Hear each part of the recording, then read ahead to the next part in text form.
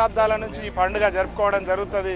ఊర పండుగ పేరుతోని అమ్మవార్లను మరి తయారు చేసుకొని అమ్మవార్లను కొలువు తీర్చింపజేసి మరి ఆ కొలుచుకోవడం జరుగుతుంది. కొలుచుకొని అమ్మవారికి సమర్పించినటువంటి ప్రసాదం ఏదైతే సరి పేరుతో పిలవడం జరుగుతుందో ఆ ప్రసాదాన్ని ఇళ్లలో చల్లుకోవడం జరుగుతుంది.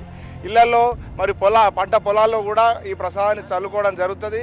ఇళ్లలో చల్లుకోవడం ద్వారా మరి ప్రజలకు నివసించే వాళ్లకు ఎవరికి కూడా ఎటువంటి వ్యాధుల బారిన పడకుండా మరి ఆరోగ్యాలతో ఉంటారనేటువంటిది అమ్మవారి ఆశీర్వాదం వల్ల ఆరోగ్యాలతో ఉంటారనేటువంటిది.